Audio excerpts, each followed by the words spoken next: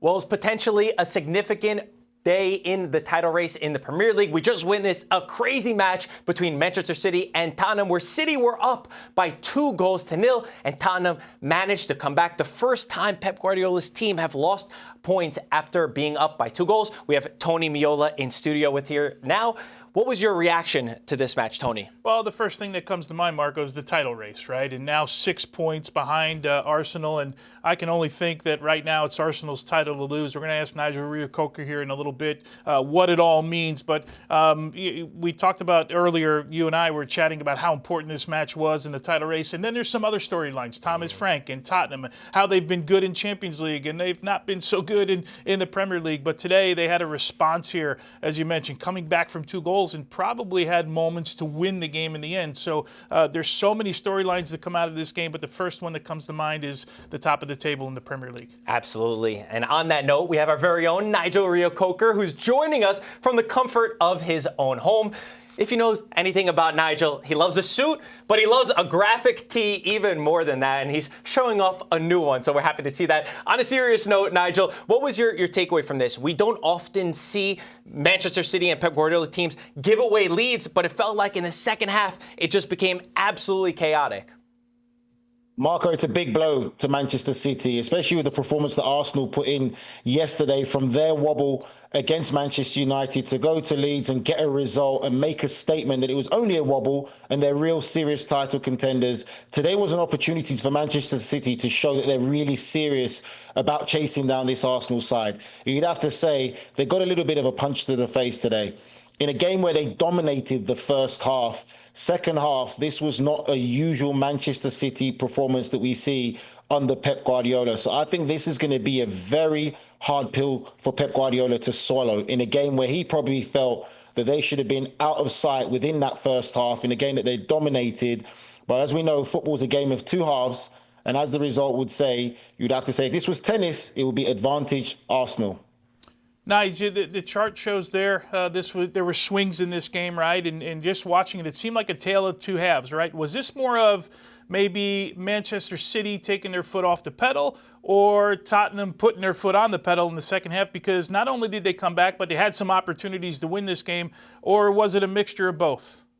I think you'd have to say it's a mixture of both, Tony. From Manchester City's point of view, you'd be annoyed with the performance you put in that first half, a game that you're truly in control of not really understanding mentally where you're at and what the situation is. You're chasing down an Arsenal side that's very strong, probably got the strongest squad in the Premier League. You need to make a statement. You need to put games like this to bed, especially when you know you're still vulnerable defensively. And credit to the Italian stallion Donnarumma, who was sensational for Manchester City again today, pulled out some real big saves, even though they'll be disappointed with a draw. But from Tottenham's perspective, you'd have to say it truly was a game of 2 halves, because in the first half, they were nowhere near it. Didn't lay a glove on Manchester City, looked completely out of sorts, looked like they lacked steel, belief, confidence, looked like they weren't even in a football match. Second half, credit to Thomas Frank's side. They showed a lot more character, a lot more steel, playing on that front foot, a lot more aggressive. And Manchester City couldn't deal with it. Even with some of the changes that they made substitution-wise, it was all about Tottenham, and you've got to give credit when credit's due. That's the type of performance you went for Tottenham. And from just watching some of the stats and reading up on some things, Tony, that was Tottenham's best half performance in that second half against Manchester City since the start, week 1 of the Premier League season against Burnley. That just shows you how influential they were in that second half. Wow, Nigel, that's crazy. Do you think some of that was also a reaction from the players to Thomas Frank being on the hot seat? I don't know if you agree or if you disagree with that, but it did feel like they gave a reaction. Is that the players showing that they back their manager, or do you think he wasn't on the hot seat no matter the result in today's match? Well, it's a great conversation, Marco. We've had this so many times now about Thomas Frank being on the hot seat. And then some people would say, for me, like me as well, that I don't think it's the right decision to sack him. I think you need to give him time to work things out. Tottenham is a club where it has deep-rooted issues more so than the manager. And I think anyone with a real common sense can see that. You've had winners go there, so-called winner managers, and find it hard. So many different managers. Now you need a bit of stability. It's going to take time. Rome wasn't built in one night. or overnight, as we would say. So for me, I think this is a reflection of what can be possible when a manager's given time, because that was a real second half performance to be proud of. Now it's down for the Tottenham players to take a bit more responsibility also, Marco. You saw the aggression that they showed in the second half, especially with the likes of bringing Conor Gallagher in to Tottenham. He showed a lot more steel in the second half for them, that front foot football, that aggression. Xavi Simons, for me, I think is a super talented player. And you saw glimpses, but I don't want to see glimpses of Xavi Simons no more. I want to see full 90 minutes performances to worthy the talent that he is. Just needs to move the ball a little bit more quicker, a bit more sharper, and processing his movement and his mindset of the game, thinking of the game quicker to be more influential for this Tottenham side. But it's a definite positive step forward for Tottenham. And for Manchester City, I would say it's a bit more of a worry for Pep Guardiola, because these second halves haven't been great. And also, we've got to give credit to Dominic Solanke as well. Maybe he scored one of the best goals of the season we've seen so far. And that wasn't a fluke, because he definitely was intentional about that finish. Boy, Nigel, it seems a long time since there's been more excitement, it seems like, on the red side of Manchester than the blue side of Manchester right now. There seems more energy on the red side. Is it Arsenal's to lose right now? Right? And I know we work in this building, right? And we know there's a lot of Arsenal fans here that get nervous. 6 points now is an awful big haul to make up. So I'll go back to, is it Arsenal's to lose? Now, Tone, I definitely would agree with you on that. It is Arsenal's to lose, but I still don't feel 6 point gap is a big enough gap. So I think they should be a little bit worried and nervous about it, but still be focused on their task in hand. So they are the leading horse in this race right about now, and they just have to stay focused on the finishing line. It's down for Manchester City and the likes of probably Aston Villa, who had a disappointing result today at home to Brentford, even though Brentford down to 10 men, couldn't get a result to catch up this Arsenal side. So you'd have to say it's going to change week to week. It's the intensity of the Premier League title race. We love it as neutral fans. We love it as football. And when you look at overall the results of this weekend's Premier League games, how can football not be a winner? How can this not be the best sport in the world? But Arsenal are the leading horse, and it is their title race to lose, yes. So, Nigel, if City is to make up that gap, that 6 point gap that we just spoke about, what do they need to improve defensively? They brought Marc Guehi in. He played 90 minutes against Wolves. He played today. Where can they improve? And how does Pep Guardiola get an improvement out of this team? And do you see them improving long term? Because you have to have a good defense if you want to win a Premier League title.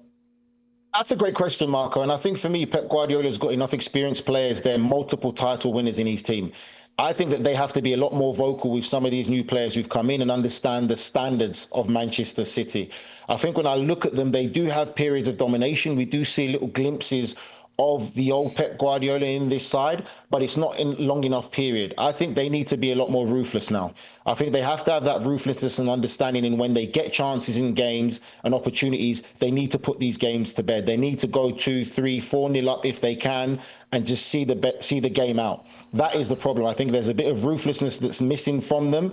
Defensively, I think Marc Guehi is a great signing for them, but my biggest worry is Kushinov. Kushinov is a young talent, young player.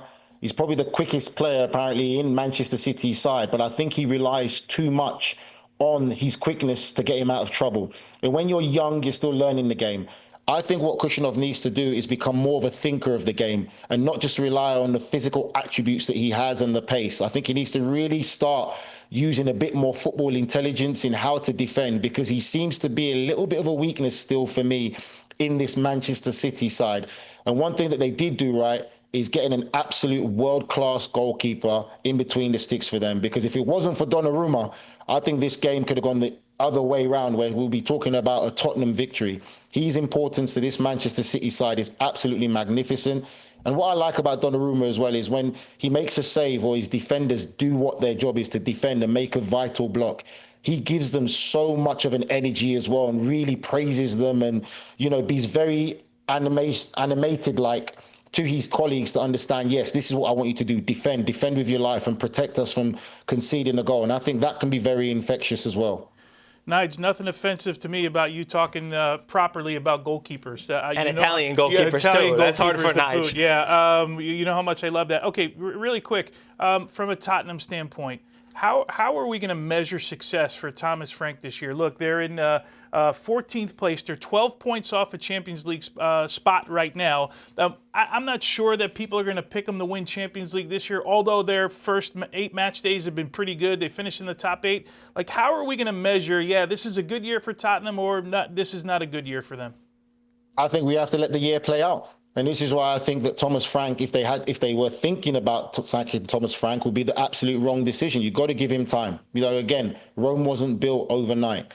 So for me, I think we've seen today should be a good glimpse of what Tottenham are capable of. Now it's time for these players to take a bit more responsibility and put in these performances now. That's what they need to do. There's got to be an element of pride and responsibility we put on these football players. It's not always the manager's fault. Players have to go there and take a lot more responsibility when they're representing these football clubs. So I think you've got to let it play out. Yes, they've had a fantastic run in the Champions League, but let's be honest about that. They've had very favourable games. I can't say that they were really challenged in the Champions League in the fixtures that they had. So now we're going to learn more about them in the knockout phases. And I think for the Premier League, I don't look at Tottenham as a club where I'd say I'll be worried that they'll be sucked into a relegation fight. I think if they can make a deep run in the Champions League and push for a top half table, I think that will be great progression under Thomas Frank. And then let's see how they roll on to next year.